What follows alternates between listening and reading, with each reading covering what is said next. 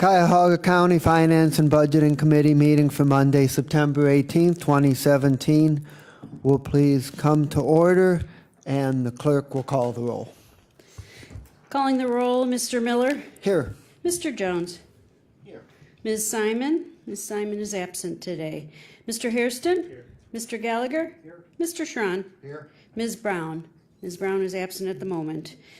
Let the record reflect that Ms. Baker and Mr. Tuma are also in attendance. Okay, and we have a quorum, is that correct? We have a quorum, thank you. Okay, thank you. And we're expecting Ms. Brown will be here in another 5 minutes or so. She's running a little bit late, but she asked us to proceed.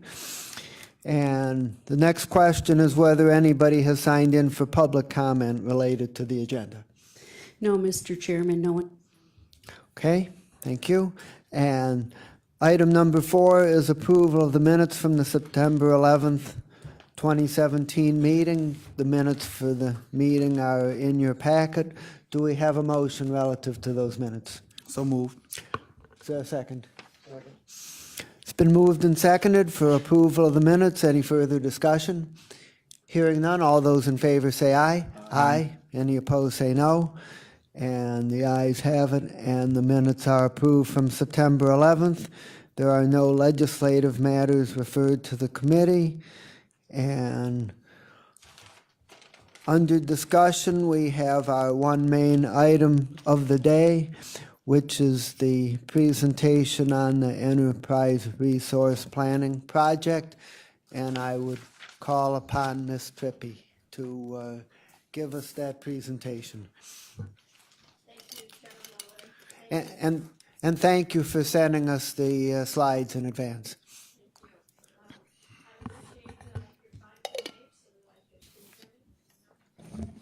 There, now you can hear me? That's better? Excellent. Thank excellent. you. So I wanted to thank you for inviting us back for our second quarterly update for the ERP project to this committee. So what we're going to go through today is truly an update of where we have moved to from June 5th, which was our initial discussion in front of you, and also give you a little more details of where we're at currently and where we go next. So our agenda here today is truly that very simplistic with respect to project status, county investment, which answers some of the questions you had asked me to bring back to you this time. Our ERP support structure, both through the project and ongoing in production. And then we also presented the governance structure as a reminder that that is still in place. It will continue to be in place when we move into the production process, as well as additional benefits. Just again, reminders of, as we're learning more about ourselves and the product, more benefits that we are expecting to realize as we move forward with this project. And then sustainability and support levels. Now that's also very important to us because this project does not end. And as soon as it ends, it's not done with, right? That's really just the beginning. The end of the project is the beginning of production support, sustainability, and development of this ERP something. And that's something that we really have not done in the past with our applications. So it's truly a different perspective of looking at this as not we're implementing it and we're done. No, we are implementing this and continuing to develop it, improve it, enhance it, to make our businesses more efficiently.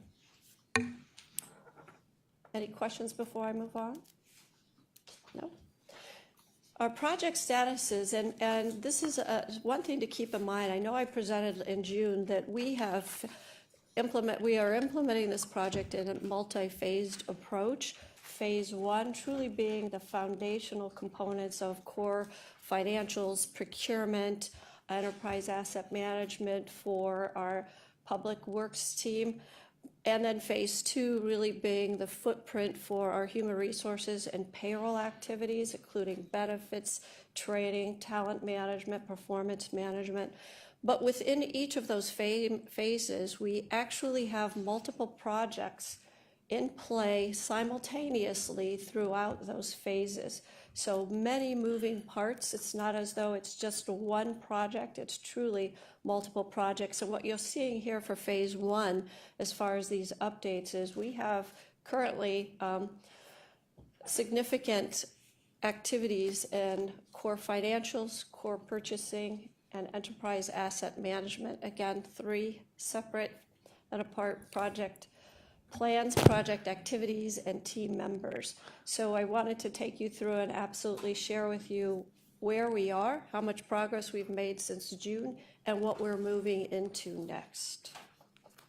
So on the core financials, we've significantly accomplished a number of the milestones in the first phases of that project, and that being, we have gone through the discovery and requirements process, which is our BPP current state, as well as the implementation training, core implementation team training. And And what does BPP stand for? Brown paper process. The brown paper process is basically bringing all of our current team members to the table, around the table, and truly creating process flows on the board, on brown paper, to identify what flows into each of these teams, what information, what data, what interfaces, who actively is performing each activity. And then through that, what our consultants performed and delivered back to us are current state business process flows. So the brown paper process is to truly identify and document our current business processes across multiple teams. Okay, and I would just note that Ms. Brown has joined the meeting. Thank you. Welcome. And so where this first slide shows with fiscal is we are truly moved out of that requirements design end phase, and we are moving into what's called solution design. Now we're wrapping up, getting close to wrapping up solution design. And what that means is we are looking at and have gone through the to-be or future state processes, all based on what was learned during the BPP process, what was learned about the Infor product during core implementation training, and then also what was learned and debated and discussed during conference room pilot. And from that perspective, once we get to that portion of that phase, that's called solution design, and we're about to wrap that up for fiscal and also for procurement. What's wrapping it up mean is that we've gone through the business design. We have also currently finishing up our vetting through of the interfaces, a lot of the technical design, report requirements, interface requirements, and conversion activity to move from data from existing systems into the ERP. So you can see here, we've got certainly data conversions and integrations and other systems already in process. What follows after that process is moving into testing. So we have 3 types of testing that we will be moving into, and that is in planning and pipeline right now. And it's all based on the finalization of both requirements and solution design phases. The cutover planning and user acceptance testing, which will be our final phase of user acceptance of testing is not yet initiated, but you should see that in our next phase as being either in process or in pipeline. Any questions? Yes. Can you put the slide back up? Okay, is it not back up? We lost the slide. We lost the slide. How do we lose the slide? There you go. There it goes. Okay. Oh, a wire. Okay, well, thank you. Okay. See, I'm not looking over there. I thought you all saw the slide. Yes, we did. It was up for a long time, and then it just I just wiggled it, huh? Excuse me, Went out Mr. Chairman, when members of the council are speaking, I usually move the camera over to whoever is speaking, but I can certainly leave these slides up if you would like. you can use your best judgment. On identification of end users by all, And this question I'm going to ask is not just about the financials, but it's about the entire project. And there's about 5,000 or so people that work for the county. And my question is, of all these people that work for the county, how many people will see the work that they do on a daily basis be meaningfully impacted by the ERP project? In other words, that they're going to have to learn and do different things that, as opposed to those that will not be significantly affected. So that's a great question. What we're looking at for roles and responsibilities for each of the individuals across the organization, we're looking at that right now in our core departments. Those are the people in finance, procurement, human resources, payroll, public works, who will be performing their jobs. Today, many of them are performing them in current systems, siloed systems, or on paper, or Access, or Excel spreadsheets. So we're definitely looking at those individuals who typically sit down in those core departments and use the computer every day for their work. They will definitely be impacted. They will have one system versus sometimes 3 or 4 different systems in which to perform their work. Or for the first time, they'll have one system versus many to perform their work. So they'll definitely be impacted on a daily basis. But what we're doing now with the roles and responsibilities activities is we are meeting with and using our change agents and change management process to meet with each of the agencies, and then we'll go to the non-executive agencies to identify who currently works on one of the county core systems and identifying exactly what role or what access they have, which systems they access, so that we can truly define and pinpoint to exactly what you're asking, Dale, which is how many are going to be impacted and will be doing work on the fiscal applications, how many will be performing work on the HR applications. Now, from a human resource module perspective, we are implementing employee and manager self-service. What that means is everybody who has who wants to see some of their paycheck, they want to see what their benefits are. Something that we use today is MyHR, but that's certainly going to be replaced by the ERP. So we'll have everybody trained, at least from a capacity of their own personal information. And a majority of them who are working today in some type of system will also be trained by role and by system how to use those functionalities. So it sounds like you're saying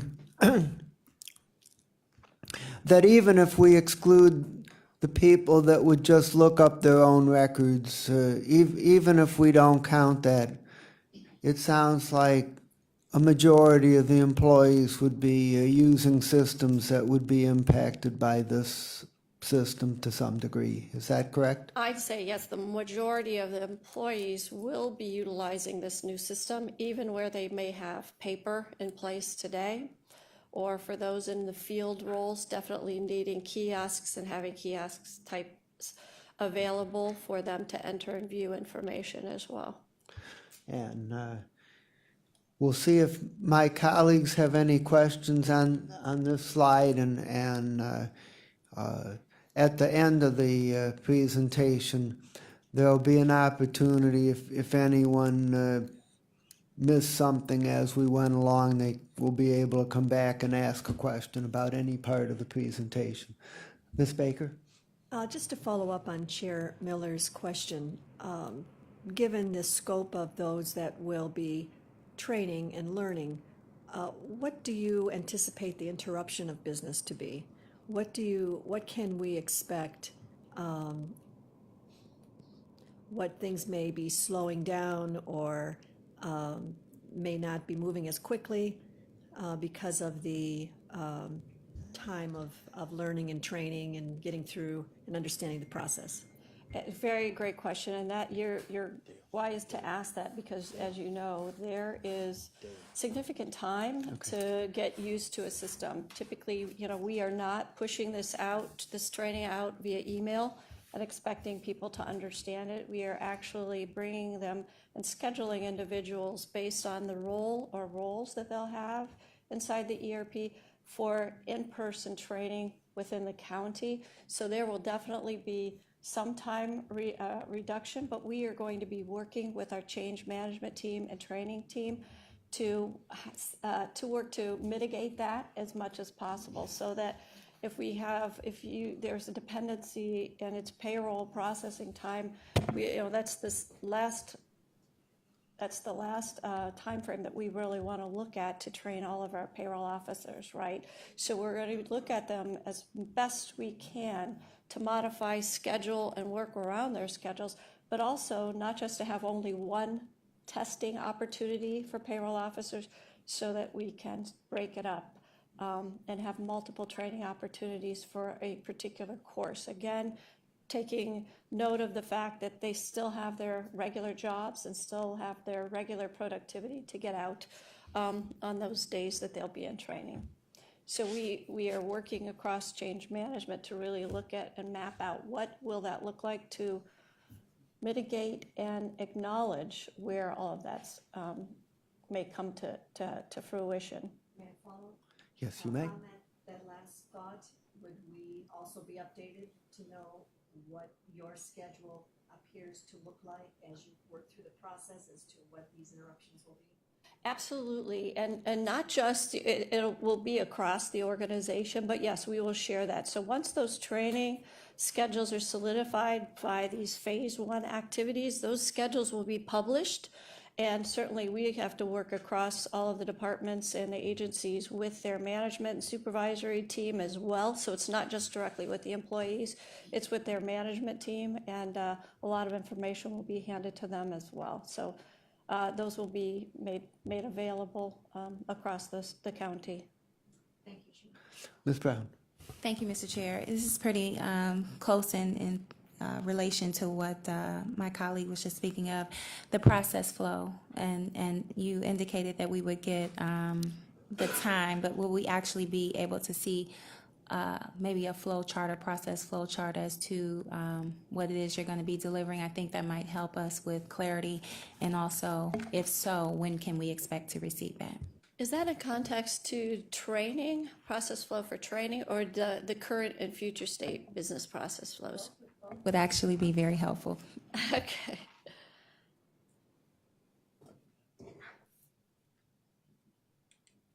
The current state to be, and then the delivery, bless you, delivery for training. Okay. Any other Okay, questions? please proceed. Excellent. Thank you. So procurement is that second project that we are in phase 1 moving forward with. We are still in what we call the solution design with this phase with procurement. We are right now planning and working with the additional teams across the core for data conversions and integrations. So we're taking some deep dives into these integrations, really as far as documentation on a lot of our component integrations. It's been far and few in between, so we're really taking the step back and making certain we understand and document those details so that we can truly move forward much more quickly when we're building these activities, such as the conversions and the integrations. We have started looking also for procurement, though, at those end users by roles, really trying to identify as soon as possible different roles across the organization. Also, what's very important is we have to find out if somebody in a smaller agency is also, is not just, for example, the finance application holder for their agency, but they're also procurement, they're also HR and payroll. So we're finding out how many of those individuals wear multiple hats, and that is also going to map out to how much training that they will need on each of the modules. The nice news about staggering this schedule and the rollout is the fact that training is just-in-time training. So HR is going live, core HR, well after phase 1 fiscal procurement and enterprise asset management. So the training for HR, though, is going to coincide with the go live for HR. Same thing for the others. We're calling it just-in-time training so that we're not training our people 3 months ahead of time and then giving them April 1st as a date and expecting them to know and understand it and remember everything they learned 3 or 4 months ago. So we're taking time to really put that into play and understand it from the employee perspective. We also want to make certain we're increasing the effectiveness of that training. Okay, Councilman Tron. On your procurement, is that going to be allowing us to do electronic purchase orders, so we are doing it without the individual, where we're going to fire off the PO for routine things that we buy, paper or things of that nature, or electronically, where we're going to send it right to the vendor and mitigate telephone calls, sending out purchase orders, getting an electronic acknowledgement back, getting an electronic invoices back, and then paying it electronically, so that all those functions will be done automatically? That's our goal. So what we're building internally is the workflows. So it's internal workflows with automated moving up the chain versus paper to person and paper to person. Same thing with approvals through that process to approve online so that it could move forward more effectively and efficiently. Okay, so if we're reducing or having that as a goal on the PO and the acknowledgement and the invoice coming back and the payables, do we have what the structure looks like as a result of that in the organization? For future state, For the individuals, because what you just described is a significant reduction in physical activity. correct. So just to Councilwoman Brown's request with respect to those process flows, they ask for those process flows. I think that's exactly what you're asking for, to see on the future state, what does that look like? Yeah, I mean, that's ultimately why hopefully we're spending $25 million to become more efficient and effective. Those are where those efficiencies and effectiveness come into play. So I can only assume that future state has less ultimately personnel than current state. Yes, we expect and anticipate. Right now, we have in a number of departments, a lot of personnel who are receiving information from other departments, and then who have either added that data manually into an Excel spreadsheet or Access document, and then sent forward, and somebody else is grabbing that document and rekeying it into. This is so multiple manual processes in many different areas. And so the goal is to alleviate as much of that as possible.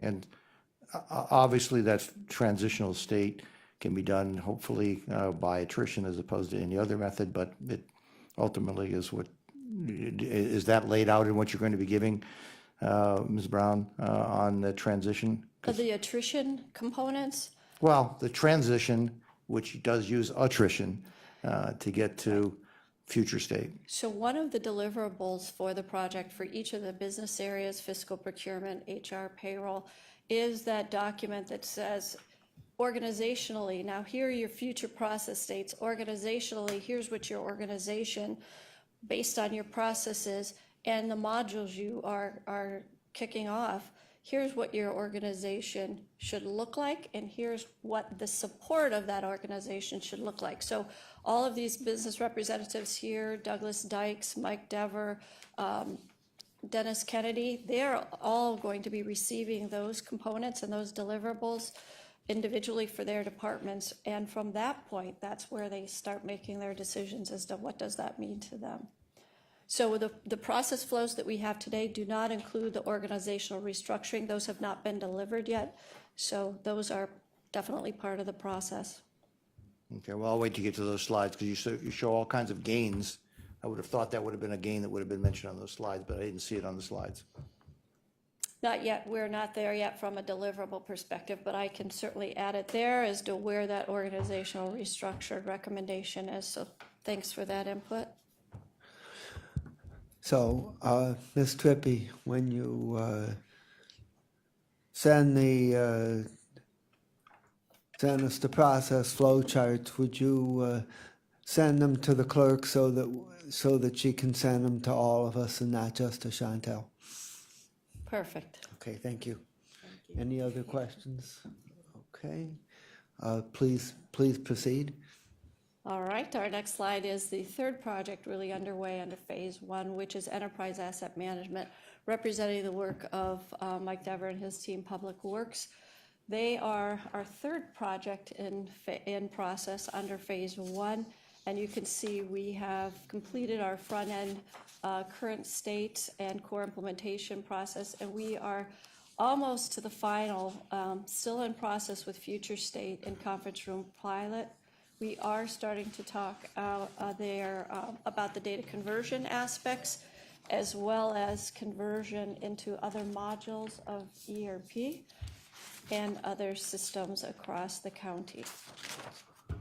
And you see here too, again, we are trying to get these roles identified across all of the business areas for Phase 1, so we have certainly initiated that for Enterprise Asset Management as well.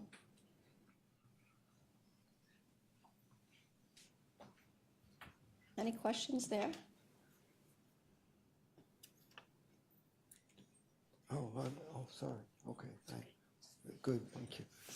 Please proceed. Great. Now for our Phase 2, we actually, since we were here in June, we have kicked off the Phase 2 project, which is human resources. Although under that umbrella, it includes core human resources, benefits, payroll, talent acquisition, performance management, many different, I believe there are 7 modules, so there will be a good 7 projects underneath Phase 2 as well. We have finished the core brown paper process for HR and Douglas and his team. We are now moving into and have planned out dates and resources for upcoming core implementation training. So those dates, times, and resources have now been assigned, so the calendar invites will be going out. So those will start the beginning of October and run through November. That's how they're going to learn the system so that they know where and when and what types of decisions they have to make. Plus, they're going to see how this product will work, flow together for benefits, HR, payroll, time collection. So you can see most of what's on HR for Phase 2 is in pipeline. We have initiated here with the roles as well, but we have much to do for Phase 2. Yeah. Okay. Councilman Tron? If HR is a key component, as it should be, have they been given duty assignments as to hiring and staffing up to do this? Are there staff positions that are being brought online to provide extra support in regards to this, that they've already been queued up and told to go out and start looking for talent? Specifically for HR or for the ERP? HR has their only job is, in my Right. belief, is to support the team. And so that means getting people here in whatever method. So have they been tasked with, you just showed us. Absolutely. You showed us 3 other slides. Are they tasked with hiring, finding the right talent for this Absolutely. project? Absolutely. And how many people have already been tasked to put on board to make this project work? So right now, not the project and also into production support, we've gone through the whole human resources process as well as the job classification process through PRC. So we've been working hand in hand with both PRC and HR. And so far, we have brought on board 5 individuals that have moved through the HR and PRC process. This is for the ERP package to implement. Correct. And how many more are forecasted at this moment? Right, at this moment, more than the 5, we have 21. So that's 26 that you forecasted to bring on this $25 million project. Correct. And they will be permanent, or are they temporaries? They are permanent employees. So if I can do a quick run through, if we're doing fully burdened, 26 fully burdened with benefits, you're looking at $3.5 million, someplace in that range? Very close, yes, with full benefits when they are all on site. So we have had a very slow ramp up. So what's your target number we're adding? to the county budget? Take you right here. Okay. So from the county budget by year, which is something that I was asked to present this time, as what do we expect to spend by year? So on this slide for 16 and 17, we had one person come on in 16, that was me. And so far we've had 5 folks come on in 17. But we expect and anticipate in 2018 and 2019 to have more on board. So you could see across that, that's called ERP support. We move from 1.23 million for the first 2 years, 3.39 for 2018, and 3.27 for 2019. We have HR here, which is based the slide you just were going through. They're fully up to speed that they're gonna have to get these 21 people on board in relatively short order. Okay, thank you. And we do have multiple positions posted. We certainly, after getting those through PRC and HR, have posted them. There are posted jobs as we speak today, and a couple more to be posted tomorrow. So we've got our timeframes that we need to bring on specific expertise at specific time intervals, and that's what we're working towards. Thank you. Ms. Nappy, to follow up on that question, was it our plan to hire this many people from the start, or has that number changed as we've gone along, and if so, how? It has changed, so that's a great question. I think the original estimate, the estimated support team, based on the number of modules that we are implementing and the depth of those modules, the original number was 32. So that number has actually gone down over many iterations of reviewing what are the needs, how many positions are needed for each business area, technical area, and really to shape it down much more so than what was originally planned. And what are the implications of going from 32 to 26? What specifically got eliminated?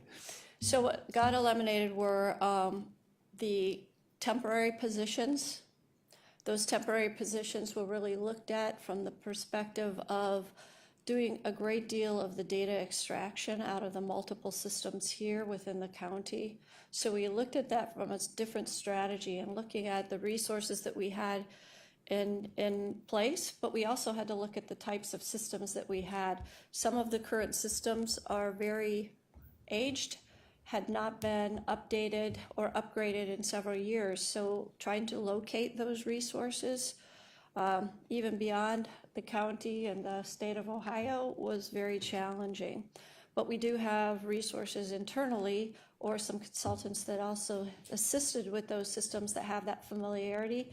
So rather than hiring those temporary external resources to focus on that, we are utilizing consultants who have worked with us in those systems to activate those actions and those functions.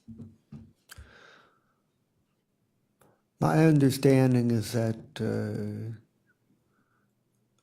that Metro Health implemented an ERP system and basically have only one employee dedicated to the system itself, as opposed to ours, which has 26.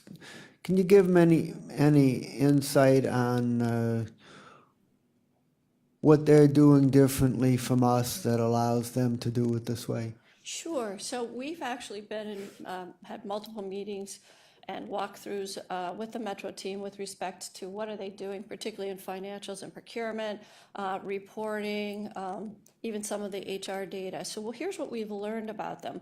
Their recent implementation was actually an upgrade. So they were already utilizing most of the applications that they have in place, and they were moving to the global HR, similar to what we are doing here. They were upgrading their financials, their procurement. So they have some similar footprint to what we do, but what they had already in place for their support structure, and I believe their Infor footprint has been there probably at least, between 5 and 10 years.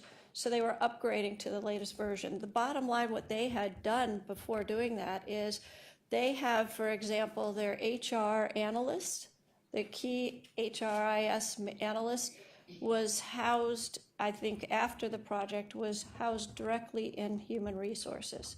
So instead of having project team within that, a specific department such as IT, they actually have resources embedded with the business teams. The same is true, my understanding, with some of their other business areas. However, they do have more than one person in handling reports and the technical aspects of their integrated system. Okay. So they're spread out across their organization. I guess that's the point. And these folks are now embedded with the business and work almost dotted line with IT on the ERP IT folks.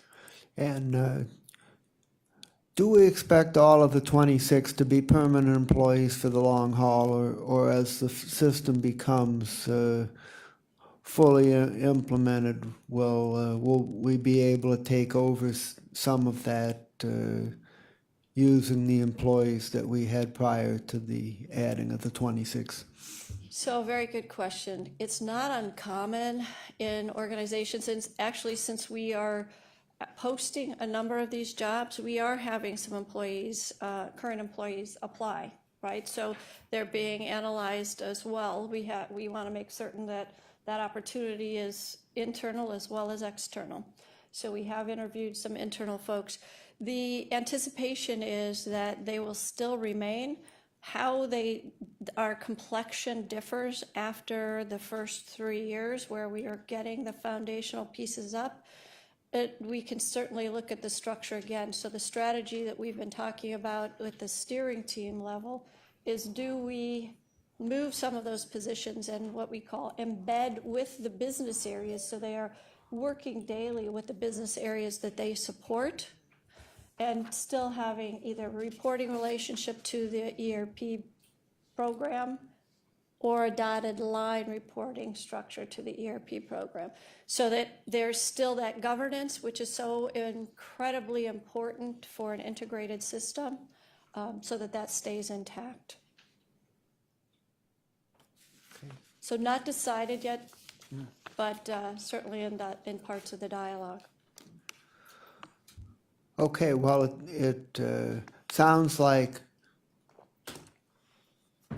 whether we keep them on as ERP staff, or whether we embed some of them into the business units, in one way or another, we're going to keep these assets in place.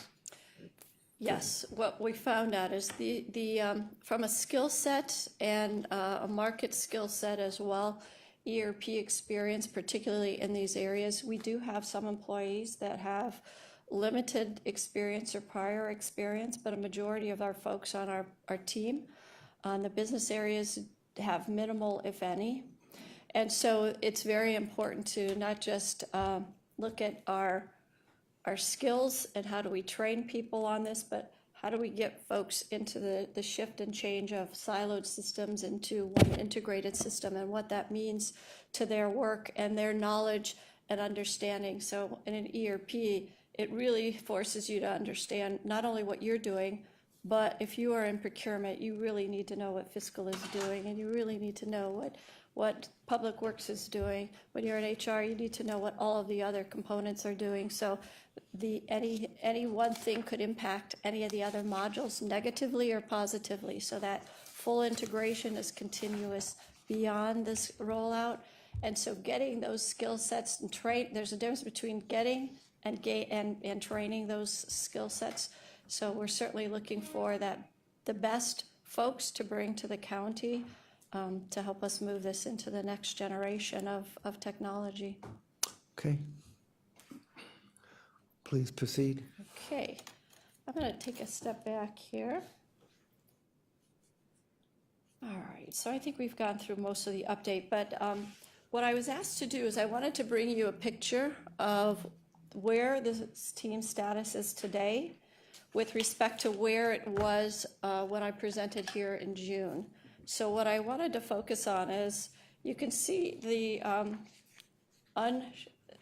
darker shaded columns are what you saw in June. So the first ones here, you have core financials and core procurement really kicking off at the same time.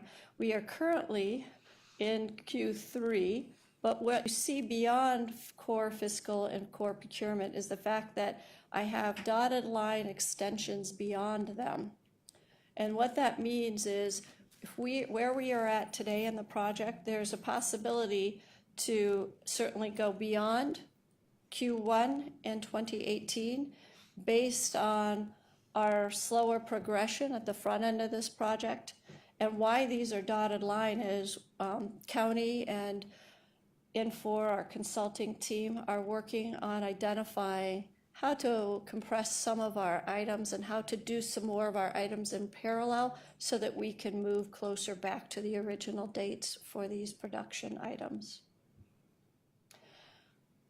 As far as Public Works Enterprise Asset Management is concerned, you see the extension there, and that's solely based on the fact that there is a dependency on having core financials ready and live before Enterprise Asset Management kicks off. So if the core financials moves on financials or procurement, EAM would also move. And then the last item that we have here, I show potential extension, is under workforce management. And workforce management is time and attendance scheduling, workforce reporting. And the team, as Infor comes into to better understand how our human resources and payroll activities activate today, the recommendation has come our way, and we are vetting through this to pilot our workforce management, pilot our new time entry system to make certain that all of our union and adjustment rates for any type of contracts, et cetera, is well tested and accurate before we move it out into a phased approach into 2019. So looking at the last quarter of 2018 as piloting the time management system, and then moving into final rollout into 2019 for the remaining agencies and departments. Any questions about the schedule? Please proceed. Thank you, Chair. Do you anticipate, now that we have the core financials and core procurement extended now till 2018 second quarter, is that a pretty reasonable time, or do you anticipate that that perhaps could be extended again? Our goal from here is to not extend it again, but to actually move it back, getting it closer to the Q1. If I may follow, Yes, you may. do we think that those extensions for the core financials and core procurement will hurt our extended financials and procurement areas that you don't have extended, and your core human capital management and payroll? Will those be impacted by the delay in the top two? So right now, the budget phase, which is scheduled to kick off at November, from a planning perspective, we're still planning to move forward with that from a time frame, because as you can see, budget and planning, we're going to be live in second quarter of 2018 anyway, so we're not delaying those. Okay. The extended financials and procurement, we don't have enough information right now. We're not seeing enough to say we have to delay that, so I'm not changing that at this point in time. And then with Public Works, we're not stopping. There's a lot to do. We have made lots of progress, and we're continuing on so that they are ready when fiscal foundation goes live and procurement goes live. So those are the ones we're still looking at kicking off budget as planned, and at least extended financials, at least at this point in time.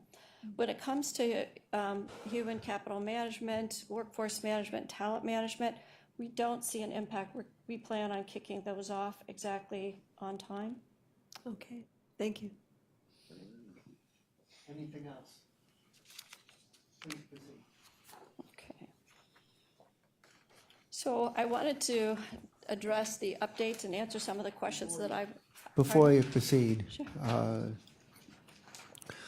I found that last slide a very helpful slide, and I would like that to be part of every update that we have in the future. The project update, this slide right here, Dan? Yes. Perfect. Yes, that gives you a good summary of where we're proceeding on schedule. Perfect. Okay, thank you. I see on your boards, though, your colors look a lot brighter than my PC, so I'm going to change the colors so it's more legible. All right, county investment. What I'm starting off here is this is the slide. This is a repeat slide from June 5th showing the overall $25 million budget, all the categories of where we expect to spend that money: consulting services, software, staffing, hardware, and contingency. So this is a repeat slide from June 5th. And I have one a of- question on Sure. that slide. My question is that if you add up the staffing from 26 to 17, 2018 and 2019 from a couple slides ago, it's 7.5 million or so. So does that mean that we're moving 2.5 million or so out of contingency into staffing? We're moving contingency, yes, and we're also using some act of attrition, as we've talked about before, to help fund some of that. This was our original before we started the project, Dale, and what we anticipated at that time. And I wanted to make certain that going forward, we included total compensation versus just salary. So could you get us an update on this slide as to what the current anticipation is as to how the 25 million will be spent? Sure. Okay. So, and I think that's coming in 2 slides. Okay. So slide 11 actually is giving a progression of these 4 categories based on from June 11th. So June 11th is in the middle, indicating project to date on June 5th rather, and showing that at that date, by the time between consulting, Infor, which is and software and ERP support team, what we had spent to date at that point was 1.27 million. And where we were as of September 11th for our count in those categories, you could see we've increased from a consulting preparation. Infor Consulting, which was our cyber contract, we've increased significantly, and we have additional invoices in process of being paid for them as we speak. Infor Software has stayed the same, but we are about to receive our next annual bill. So you should see that next quarterly meeting. And then ERP staffing, you can see the change there. So our difference in what has been spent between June 5th and September 11th is $2.07 million. Now, one of the things that you asked also is that I project out what do we expect to spend between 2016, 17? What do we expect to spend in 18 and 19 by category? And Chairman Miller, let me know if this does or does not satisfy your request. Yeah, this is actually what I was Okay, referring to. Okay, okay, good. So that this is an update of that prior slide. Correct. Correct. And looking at this, you add up the numbers and it comes to a little bit more than 25 million. So does that mean that all of the contingency has now been used? Yes, we expect to use it across 18 and 19. Okay. Councilman Shrine. Is the purpose of a contingency that it gets exhausted before the end of the project? So a purpose of the contingency is typically from a project perspective, it's additional funds to confirm and to pay for anything either unexpected, anything new, scope creep, scope necessity, et cetera. So that's, certainly there for some unknowns, as well as where projects may be extending beyond, from change orders, so to speak.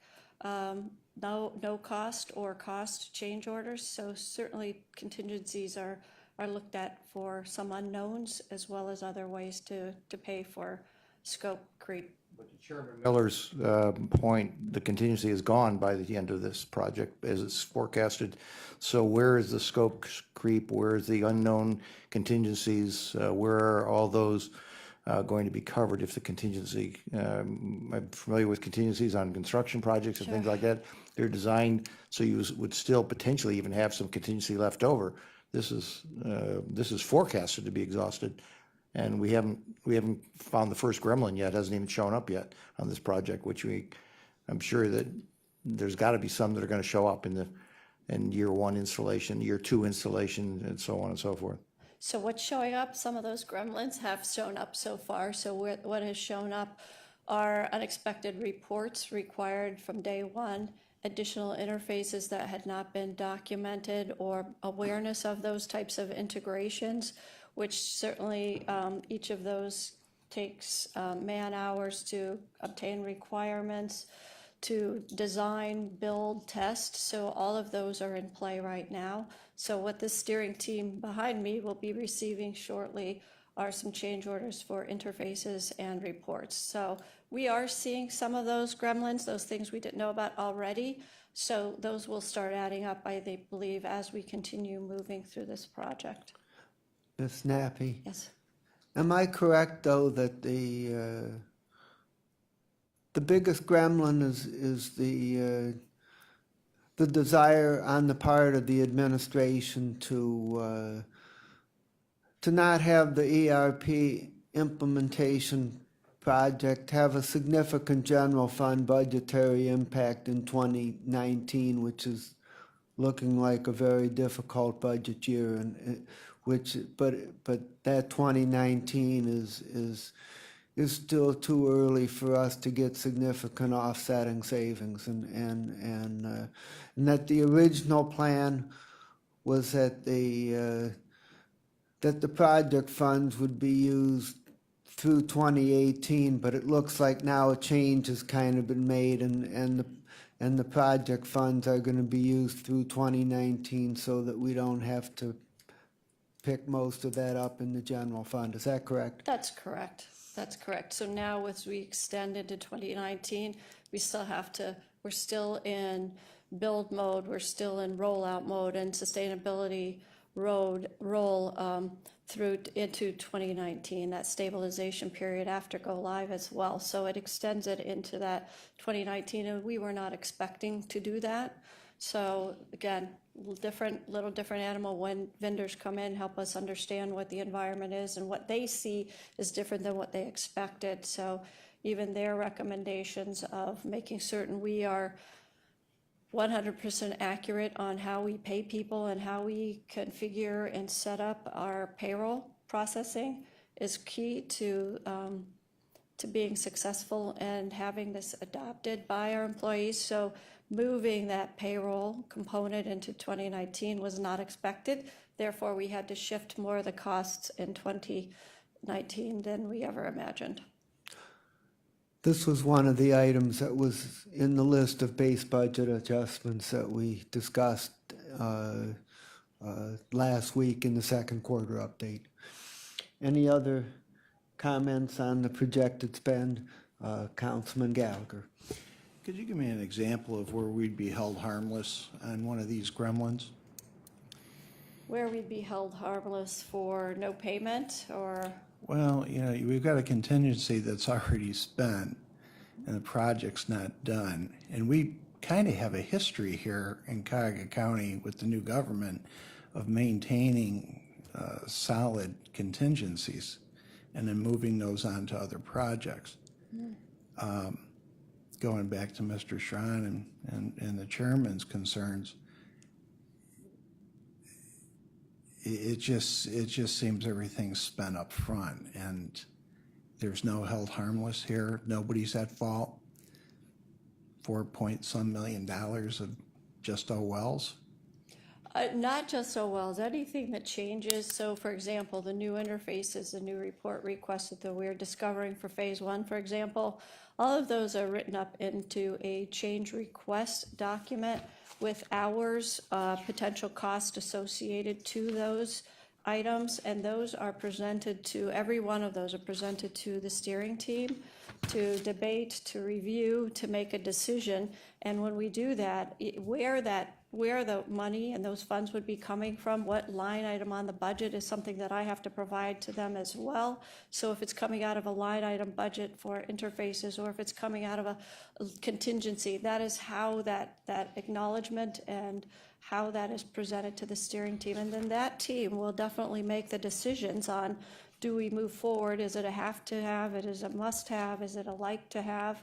Is it needed day one? So there will certainly be a lot of debate and review of the estimates, the reasons, the business case around the change before they vote to make a decision on whether to move forward with that or not.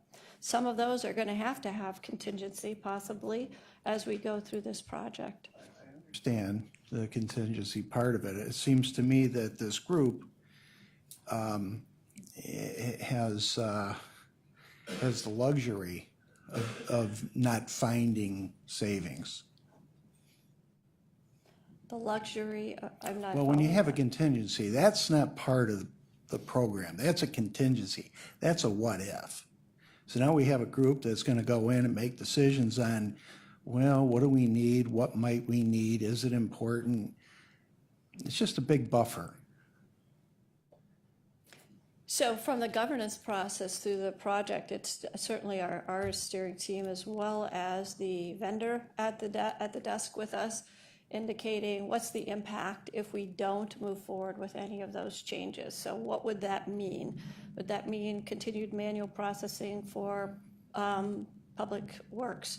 Would it mean continued paper timesheets for the Public Works team members? So would it mean paper reports and no integration between the Harris initiative that's in process now and the ERP, which is, we are looking at significant integrations there. So I think they're very important. We're not demising or diminishing the importance of anything, but really having to ask hard questions of the business teams as well as the vendor. And these folks who are making these decisions ask a lot of hard questions, and they are very much aware of conscientious about spending any of the budget of the ERP money. The way it's planned out, it doesn't seem like that. I mean, it just doesn't. So I guess we'll keep an eye on this. Thank you. Thank you. Councilman Tron. Just looking at the slide that Mr. Miller was commenting on, which was slide number 8 in the project schedule, and just a few months ago, project slide number 28, which was the exact same slide, shows that we've already pushed those things you're just talking about out at least another quarter and maybe a quarter and a half or more from those two slides. At least if I'm laying the two on top of each other from the last time. And I understand projects have a tendency to slide and move on out into additional periods and quarters. Does that historically mean that that consulting fees go up? Good question. Sometimes they do, depending Will upon, they go up in this particular case? pardon? Will they go up in this particular case? Because I recall my question earlier meeting was, is there a cap on the consulting fee? And I think we had some conversations about that as to whether it's time-driven or money-driven. And so I'm looking out and just comparing slide 8 with slide 28 and looking like it's going to go out longer. So to my colleagues' comments, it looks as though that historically would mean the consulting fees and costs would be going up. So, yes, that would be a presumption. So the fees that we have with respect to the dollar fees for moving across the 3 years, the Infor Cyber, we used to be the consulting firm, they are now Infor Consulting. Their contract is a fixed price contract, and the numbers in that consulting row actually reflect their readjustment of moving this project and their $9 million across 3 years. So these numbers reflect them moving what they were going to build and spend in each of these years. Now, what we've done from a positive side with Infor is to help manage their resources. So, for example, when we were going through the first 3 months, 4 months, 5 months of this project with finance and procurement and kicking off EAM, it was an elongated process on our plates, resources, we had some competing priorities, yet they did not fully staff. They held their consultants back until we had resources who were ready to engage with them. So we were not racking up spend during a month for consulting staff sitting at a desk not doing anything for us. So we were able to help them and work with them to manage their resources to come when we need them and align with our resources when our resources were available. So they started for the first half of this project, they had 5 resources. Now that we are moving into HR and that we are getting into the design phase of fiscal and EAM, they are now up to 13 consultants. That's not going to be their peak consultants, but that's where their spend is going to start increasing. But they're managing their resources based on our ebb and flow of our project resources and availability so that we're not just burning money, And wasting time. There's not a phrase that bothers me more than burning cash when people use that phrase in consulting. So please don't use that again in this environment here, because it's used quite often by consultants. We're burning through our cash, and it just always bothers me, especially when we talk about taxpayers' money. So they have delayed their use of the budget by managing their resources. Well, to Mr. Gallagher's question, and you responded that we're now having to make some hard choices, and hard questions are being asked, and we're adding to programs. That tells me at least that either we are expanding the scope or we missed it with our RFQ when we asked for these. If we are now adding things in there because we have hard choices and those were not addressed in the initial side. So it just strikes me as hard to believe that the consultants who were not asked to do those things are now going to be asked to support some of those, quote, hard choices and addings and additions that are going to be going on in the program. But if they're going to do it for a fixed fee and not, even though we keep adding, if we add to the scope of this, I will be shocked that at some point we are not being asked to put more money into this project. Thank And you. if we do, we will be looking at how to spend that contingency for those items. Thank you. Anything else? Okay, please proceed. Okay. Also, one of the questions that I think Congresswoman Baker asked last time as to when we can expect certain items coming to the Board of Control. So we do have a few items from an RFP perspective that we believe are coming. A data mart, which is a location, a tool to extract all of our data from existing legacy systems that are being eliminated and really store them in this data mart. So we're working with Infor right now on the architecture of that and helping to identify the tools. So we anticipate by the end of this year, we would be coming with some type of ask to the Board of Controls for that. Technical foundation components, we have a few more components for our MHC solution, which is our check printing solution. So we anticipate again having some information in front of the Board of Controls in December for that. Third-party assurance, particularly for the testing process, is something that we anticipate having RFP and potentially options in November. And then software document attachments is something that we look at October as coming to the Board of Controls for that potential spend. Ms. Nappy, on the third and fourth items with Board of Control expected for October and November, those would reasonably have to be, RFPs would have to be out on those to get them before the Board of Control in those dates.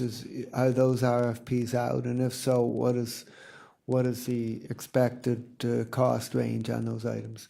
So I believe the last one is close. And then for the 3PA, consulting third-party assurance, that is drafted and has to just be whittled down. So soon for an RFP, I believe, for that one. As far as 3PA, that could be as high as 600,000. And for software document attachment, I believe that is close to the $250,000 value. And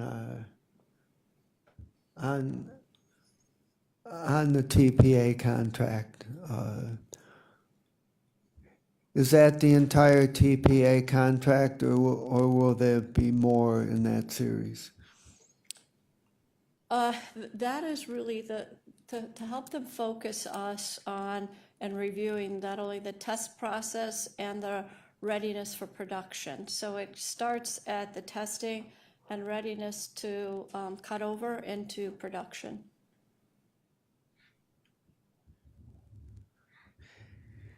And has the cost estimate for the TPA contract remained the same from the start, or has that changed? No, that has changed, and it is, we actually had a vendor propose, one of the vendors, existing vendors we had, what they would suggest for the county for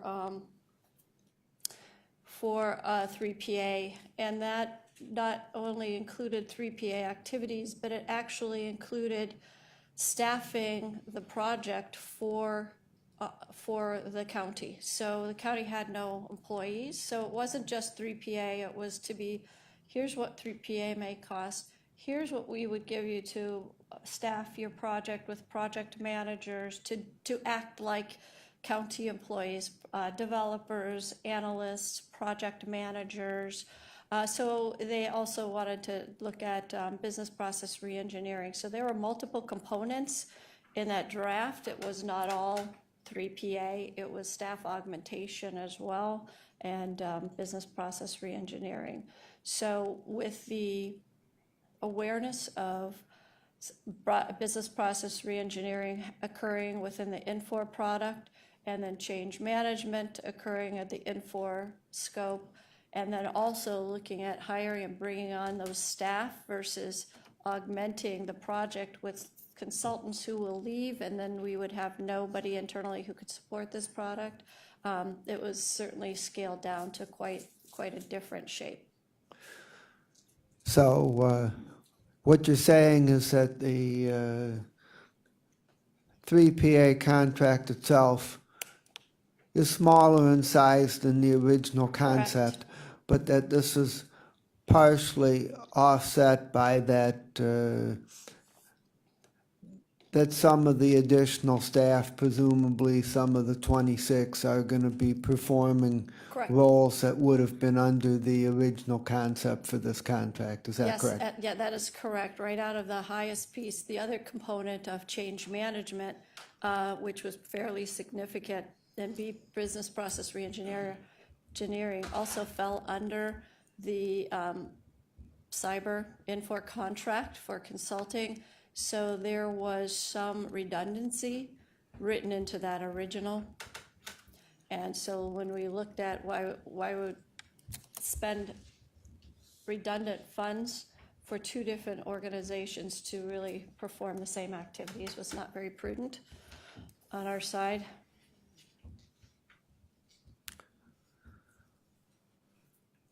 Please proceed. Okay, any more questions on that? Okay. This slide is a slide that you also saw on June 5th, and Councilman Miller spoke to it earlier. We still are not anticipating operating efficiencies in 2018 or 19, but we still are looking for and do expect technology, consulting service, and business process services as really where we find those efficiencies coming into play as we roll out these phases by phase, and as we shut down the current existing systems, particularly famous SAP, MyHR, Brass, and other mainframe applications. We also utilize for production assistance today consultants and consultant organizations, so really eliminating those fees and those resources are critical, and that's part of where we will end up eventually saving as well. But the one thing that, and I know we talked about it earlier today when it comes to business process and services, we are still looking at attrition, not just of individual roles that perhaps are administratively are no longer needed, but this is, it's not uncommon for people who have worked in the environment to make a choice that they're not going to travel down this path, not whether it was with the county or somebody else. That's personal decisions that people will be making as far as attrition is concerned. And some people we may want to retain will make the decision that this is not their ball game, and they certainly will be making those decisions, as well as some of the attrition just due to efficiencies. So just keep that in mind as well. Are you, Councilman Shine? Okay, so I'm looking at this slide and I understand no projections for 18, no projections for 19. So therefore, the logical question is, what are the projections for 20, 21, 22 that would match up with what you show as the business process and services? Because I would assume we went into this with some expectation of performing our jobs better, more efficiently, and more effectively, and that would also translate to what happens after 19. And what can you share with us that those projections and those numbers and what they look like for the attrition, for the strategic sourcing, and the dependent and repurposing of staff? Yeah, as of today, I cannot, but what we are trying to map out by phase and by business area is what, in the market there are expected market experiences of what organizations can expect to reduce and where under each of our modules. So we'll be using those as a baseline for the county components, as well as adding others that make sense to us. But we do not have those numbers yet because we don't have that final design yet to say, here's where all of our efficiencies are going to occur. Okay, then what's the range of which you are anticipating that these market-driven activities historically, I assume you're looking at some historical successes that have taken place. What is the range on the bottom and what's the range on the top that you are, because whether you get maximum is going to be the top, and if you don't get to maximum, what's the bottom of the range of percentages of gains that you're looking at savings? I didn't bring those documents. Hi, Scott Rourke, the Chief Information Officer. The short-term goal right now is we're looking at for 2020 at what I call break-even. So yes, you're correct in our goal ultimately is to save, be more efficient. Right now at 2020, what we're trying to do is find hard contract savings, for example, to match up with the ERP contracts. So already we have identified 1.5 million of contract savings in IT and finance-related support systems that will offset the new contracts for the ERP. So if you think of our new staffing and our new contracts, we've already identified an equal swap where by 2020 they will be an equal match, and we're right now about 61% of the way done with a plan of a combination of staffing plans and contract plans in those areas she mentioned there, plus strategic sourcing goals. As we climb up to, we're hoping in the foreseeable future to have a plan where by 2020 it will be covered by all those plans in a concrete way. If I just understood what you said, you're going to stop buying a product that we no longer need because we've got Infor, and that's going to be cataloged as a savings? Well, I'm saying that it's going to be offsetting costs. So we're going to turn off $1.5 million of legacy systems, and that will simultaneously transition to a new system at a contract value of commensurate value. Well, I would certainly hope so, hope we're not going to pay for something we're no longer using. So that, if, that to me doesn't constitute savings from attrition, from strategic sourcing, from dependent upon project relating and repurposing of staff. That's just saying I'm stopped buying a product that I no longer am using. Yeah, I would say our short-term goal is in a hard, concrete way to demonstrate how we are at break even. The larger savings, and this might be redundant with something that Ms. Nappy said earlier, the bigger plans as we go through our future state planning and the processes that Ms. Brown talked about, we, as part of that, Infor is coming back to tell us, here are your new processes based on what you told us. Here's how many people we recommend.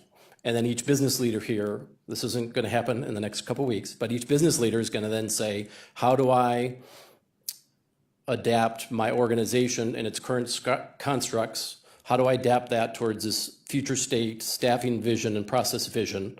And the savings will be derived during that journey as we go in and reinvent how we do purchasing, including strategic sourcing, and reinvent all these areas. So, But I thought that, excuse me for cutting, but I thought we heard just a second ago that there are historical norms that we can be looking at.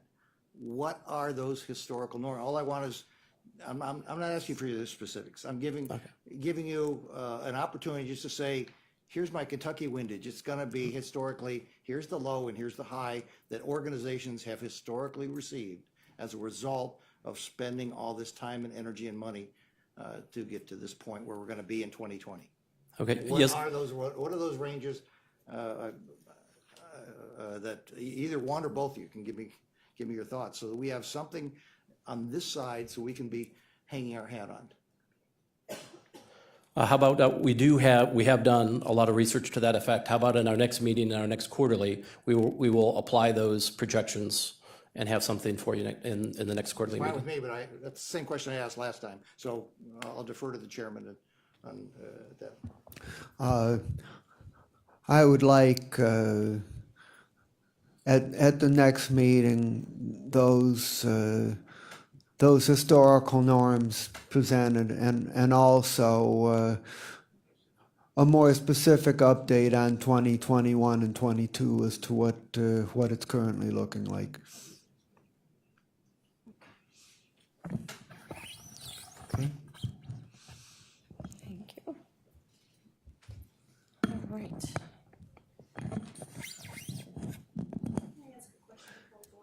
Sure. Yes, you may. Thank you. Under the common areas of realized efficiencies, how comfortable are you at this stage of your process in the attrition and the repurposing of staff?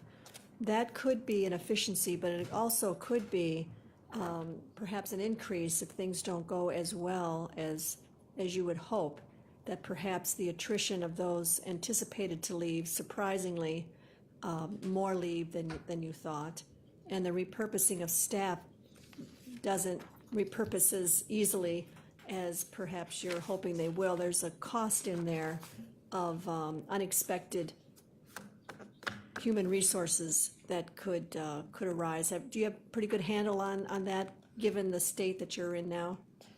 Not yet, but I know we have discussed at the steering team meeting, and particularly with Douglas, as far as having HR really helping us to design at each phase of this project. What does that look like? What does that mean? And you're absolutely right. Sometimes the repurposing creates you have to have an investment in training, right? And what we're looking for, at least what I'm hearing from some of these departments, are some team members are so focused on manual processing, and they're not just in one group. It's pervasive in many areas of a department. Therefore, they also have a list of what doesn't get done today, right? There's things that don't get done today. That's why looking at the repurposing of those staff members. but there certainly has to be a process to go through to identify which ones can make that leap, which ones to invest in to handle those trainings and move those forward. So it's not something that we're taking lightly, but looking at it from a serious perspective, because through all that process, there may be folks that really shine and well trainable. There are others who may have no interest whatsoever, fear of technology, et cetera. So there will be individual case by case, but at least looking at it strategically and understanding people we want to keep will leave, people we want who may want to leave will want to stay, and how do we mesh that together? Right, continue. I guess that's my question is, do you feel like at this point you have a good handle on what that looks like, or would that be in the next update that you bring us? Yeah, we're not there yet in this phase of the project to be able to say what that looks like, but when we come back at the end of this year, then we should be much further on phase one to be able to have some type of data for you to present. So bottom line is that you feel that even with unexpected attrition or not attrition or repurposing, this will be an efficiency area that we will see savings. This is typically a standard area that ERP and organizations who implement ERP see. Ms. Nappy and Director Rourke, I'm going to change direction just a little bit, and the question about the historical norms as to what the typical range of percentage savings on an effort of this size. I don't think that's something we need to wait for the next meeting for. I would like if you could try to provide that in the next week or two as a follow-up to this meeting, if you could do that. Will do. As far as the updated projections for 2021 and 22, well, that can be at the next update. Okay. Yes.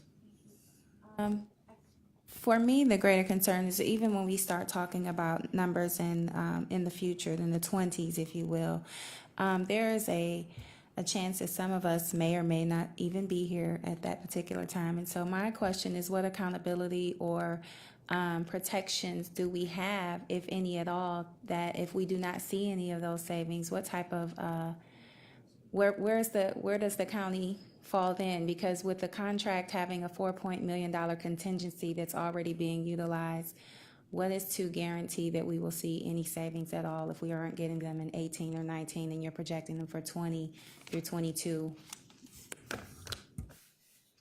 So contingency, used for a project, I understand that it sounds like from earlier conversation, it's been the standard for the county to have contingency left over and utilize that for other plans or other projects. When it comes to efficiencies and gains, those are the things that some may be realized much more quickly than others. But from a metrics perspective, the systems that we're implemented and the reporting metrics tools that we are implementing will help us establish for the organization what do we want, where can we identify metrics for these efficiencies that we're going to show you, typical expected efficiencies in the next few weeks. We need to certainly arrange and configure those to pull those out to start trending as soon as we go live and to see where we get to the point of break even and showing that type of a range. So that you're right that some of those we're not going to know from day one. It takes time to certainly be building in those efficiencies and seeing the end result. So I'm assuming too that those will be published across the organization as well as to council so that there will be multiple follow-ups. So there is nothing to ensure that we see those efficiencies in place. There's nothing in place to ensure that this investment will be what we were initially, what it was initially described to be. I think that's the greater concern of this body, if I'm hearing my colleagues correctly. we were it was presented as an option to make the county more efficient. We're hiring more people, we're spending more money, and then we're not even seeing an immediate difference. And we're going to be struggling with our budgets as it already is. And so I think it needs to be given a much stronger presentation and a more detailed presentation as to what the dollars are being utilized for and how we can expect for the county to benefit. So I guess there's really no answer that you can give me at this time, but for the future, I think we need to be better prepared for the types of questions that we're asking so that we, as people who are held accountable by our constituents, can feel confident that we are being fiscally responsible. No, thank you for those. Yes, from a follow-up perspective as to each of the business areas are going to be identifying those efficiencies within their realms. And until we get to that point and until we start utilizing these products, we're not going to start realizing those gains and seeing. So, for example, we have one of the components that we already are looking at from expectations of efficiencies are in employees. So for example, today for employee information, when it comes to somebody who terminates their employment with the county for whatever reason, we have to it's a manual process, paper process to really terminate employee benefit deductions and terminate their benefits with the benefit carriers. So very manual process today. Not always working as smoothly and as rapidly as we anticipate.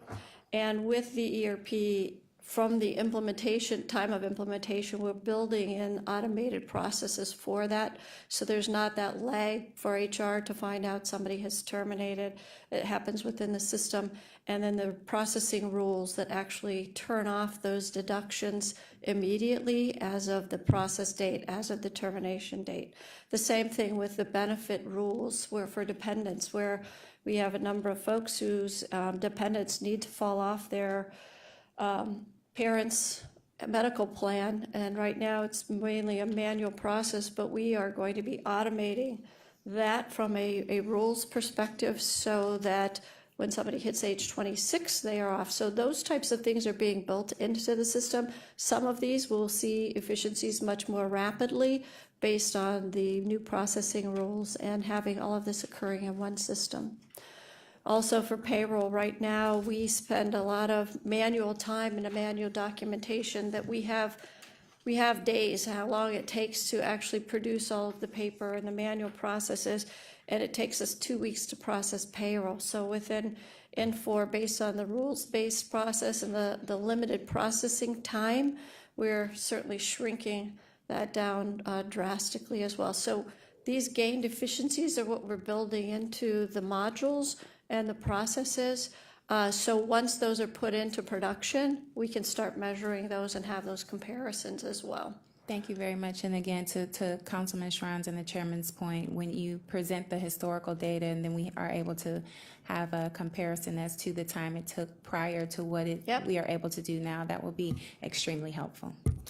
Ms. Nappi, hopefully we've gotten through most of the questions as we go along, but we're starting to run short of time before the next committee. So I would like if you could try to quickly go through the remainder of the slides, and then hopefully we'll have a few minutes left for if anyone has any further questions that have come up. Slides 16 and 17 really focus on what are those operating efficiencies current to new. So to Congresswoman Brown's request and Congressman Schran's request, Congressman Schran's, Councilman, not Congressman. Sorry, I just escalated you, Sean.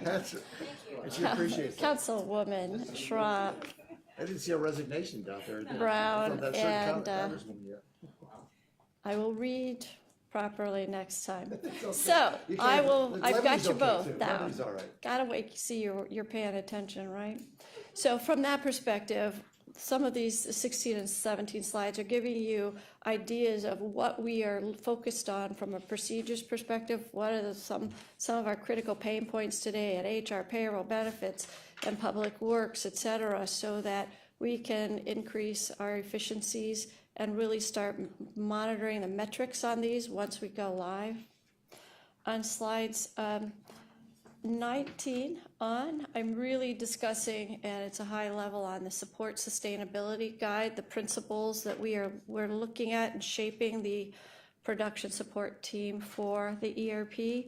We have on the left-hand side of the chart current support practices compared to the future support model. So we're really working from and moving from very limited support from an applications perspective, decentralized, no standard operating procedures, to truly transforming that and changing that around from a very highly integrated system.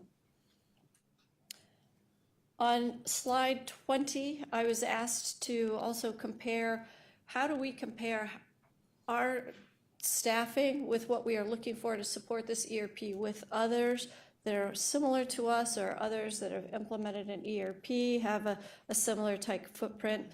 So our numbers by roles are here, Cuyahoga in the middle column here, and compared to Montgomery County, Maryland, which is about $1 billion entity, very similar to the counties. So our structure is not off by much. And then King County, Washington. Now, they have, I think their revenue is close to 10 billion or more at this time. So their team is much more heavily staffed from an ERP perspective.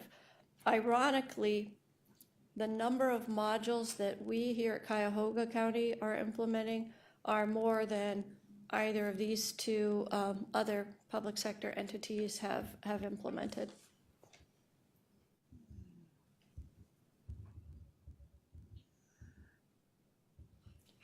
The next slide, 21, is really our expected benefits. We touched on these last time. These still haven't changed. These are forefront to us, making certain that we have those key accountabilities, one source of truth, transparencies, et cetera, moving forward.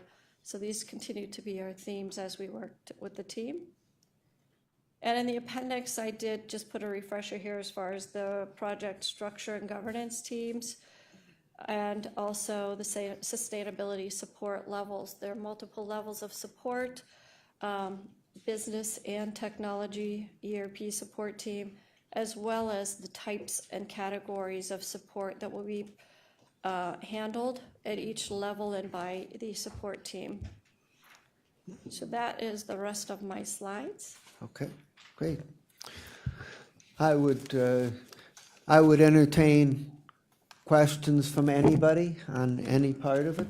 Any further questions? I do have one as to looking well down the road, 5 years or longer, as far as operational savings are concerned.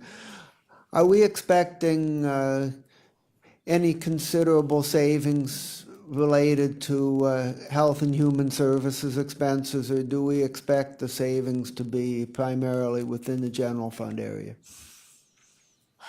I can come back to you with that estimation next quarterly meeting, so let me dive into that and see where we're at. You know, as we gain more efficiencies, particularly on our people spending less time on fiscal procurement items, turnaround time, follow-up time, more, getting more rapid transactions and approvals through, that gives everybody more time for improved customer service. So we'll be taking a deeper dive at that. I would like some preliminary estimating on that prior to the next quarterly meeting, if you could. We have some significant long-term decision-making to deal with around HHS, so this information would be relevant to that. Okay. Okay. And any other questions? Okay, and Ms. Nappy, if it works for your schedule, if we take this 3 months out, it gets us deep into the holiday season. So I'm gonna suggest that we go an additional month, and that our next meeting be on Thursday, the 18th of January at Okay. 1 o'clock. This would give you an opportunity to give us a report on how far we got before the end of this year. Is that a date and time that works for you? It absolutely does. Okay, great. We'll make it work. Okay, so we will plan on that. Is there any public comment? No, Mr. Chairman. Any other miscellaneous business? There being no further business, we stand adjourned. Thank you.